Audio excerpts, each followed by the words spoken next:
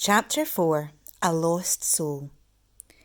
The throne room was modern and high-tech compared to the rest of Buckingham Palace, which had not changed for centuries. The walls, floor and ceiling were silver metal.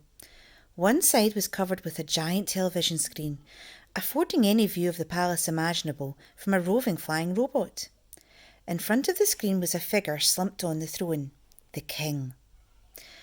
The man was only in his 50s, but he looked a good deal older.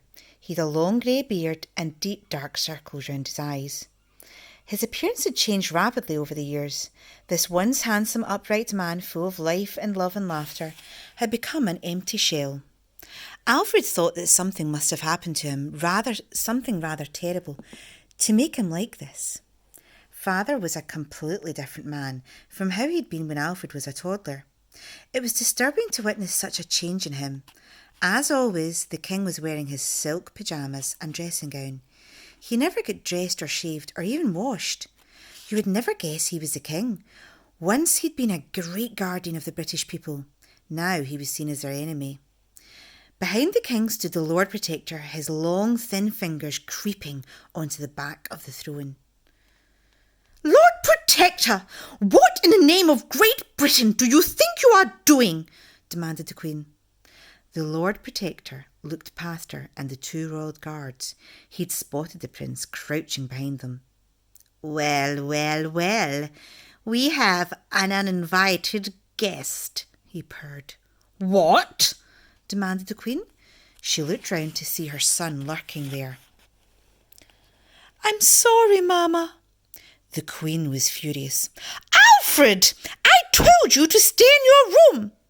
I know, but I couldn't just let them take you away, not without a fight. The Queen mouthed, I love you, to her son.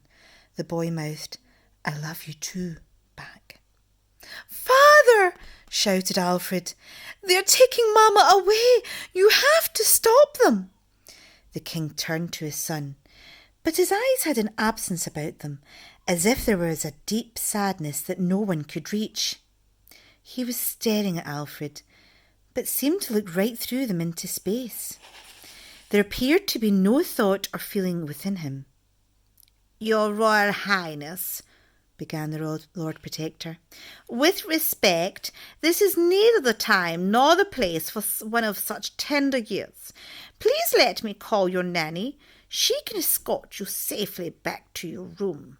No, snapped the boy, finding a strength he didn't know he had. No, the Lord Protector had a way of being perfectly unruffled. No, I demand to know what you're doing with my mother. The Queen allowed herself a smile as if to say, That's my boy. Father, please help us. The King held up his hand as if to say, Enough. At once his son noticed nasty cuts on the palm of his father's hand. He'd seen these before, although when asked, his father had no memory whatsoever of how they'd got there. The Lord Protector smirked. The boy spoke softly and slowly, not meeting the boy's anger. There must be some misunderstanding, Your Royal Highness. I'm not doing anything to your mother, the Queen. I am merely a servant of the King. The Queen glanced sadly at the King. My husband is a lost soul and has been for many years, thanks to you. No, this is your doing, Lord Protector, she stated. What a title you have, Protector. You protect nothing and nobody other than yourself. You are destroying this kingdom, but you are not going to destroy me. The Lord Protector smiled and sighed. Please forgive me, Your Majesty, but you are quite wrong. This is not my doing. Your arrest is a direct order from your husband, the King. Neither the Queen nor the Prince could believe what they were hearing. Father! called out the boy, but the man did not respond. Father! The King's black eyes came to some semblance of life and fixed on his son. Alfred? he asked. Is that you? Yes, Father, it's me, your son, Alfred. It had been days since he'd seen his father, and he seemed more distant than ever. What are you doing, Father? Mother's been taken away by the guards, and the Lord Protector says it's on your direct order. The king gathered his thoughts and began. He spoke slowly and softly. The revolutionaries struck again tonight.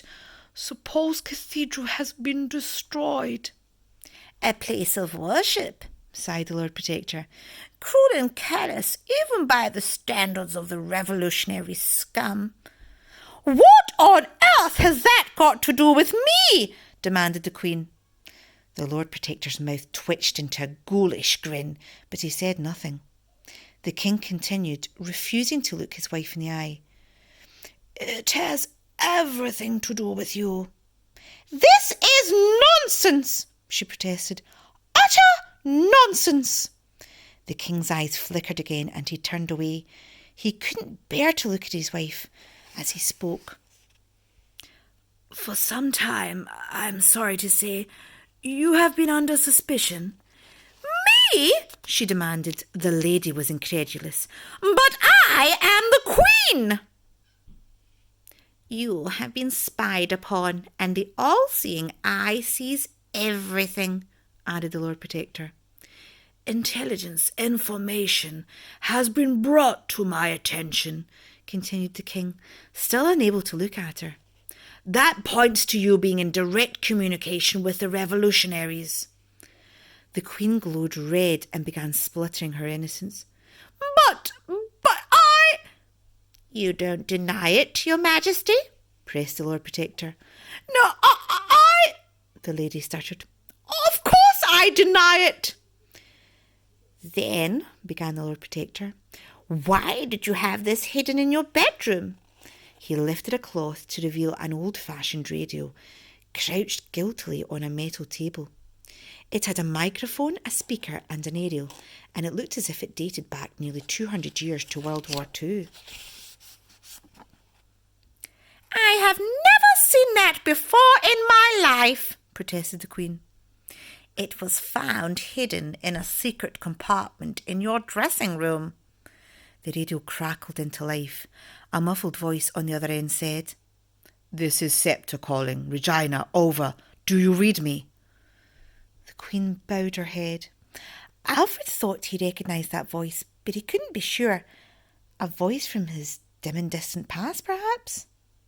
Regina, the Lord word for Queen, began the Lord Protector. Hundreds of coded messages getting back and forth over the last few weeks. Here in the throne room, we intercepted them all. Then tonight's, moments after your last message, kaboom! Another precious building in flames. Sickening, absolutely sickening. Alfred couldn't believe it. He didn't want to believe it, but he knew from the look on his mother's face that it was true. Mama, how could you? The revolutionaries are evil. They want to kill us, he explained. I can explain, she spluttered, turning to the king. My darling husband, you've changed. Something has happened to you. Something very wrong, and I don't know what. Please, I beg you, don't do this. The Lord Protector turned to the king. Your Majesty, what would you like me to do with the traitor? Alfred was stunned into silence as that dreaded word sank in. Traitor. Take her to the tower, ordered the king. No! Screamed the Queen. Henry, it's me, your wife, the mother of your child. I love you. Why are you doing this to me? Or is this really all the work of the Lord Protector? He has you under some kind of spell. On the Lord Protector's nod, the royal guard seized her arms tightly and began dragging her out of the room. Mama! Cried Alfred, and he reached out to grab her hand. But before he could, a guard shoved him away. Ah! The boy fell to the floor. Now you are the kingdom's only hope, said the Queen. Goodbye, Lionheart. Alfred watched as the huge metal doors to the throne room slid open. Whoosh! And behind her. His mother was gone, perhaps forever. The Lord Protector paced over to the prince.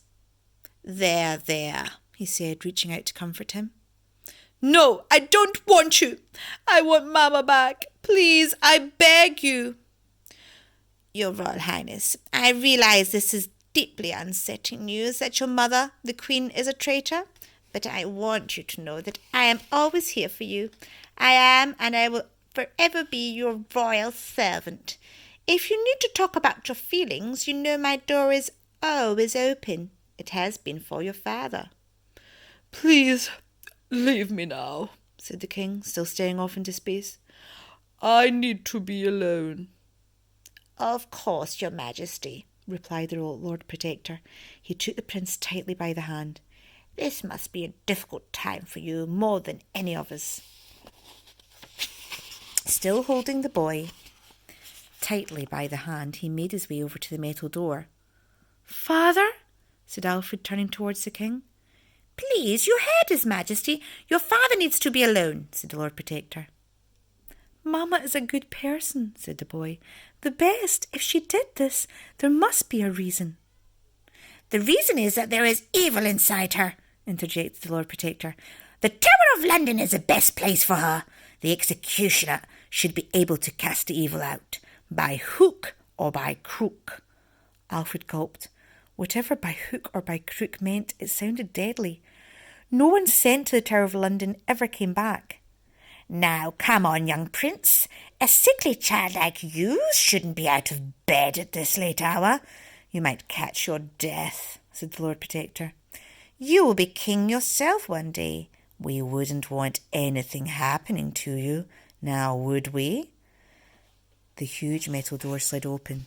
Whoosh! And he led the boy out of the throne room. Alfred allowed himself one last glimpse of his father. He was searching for a flicker of kindness in his eyes, a shadow of the man he used to be, but there was nothing.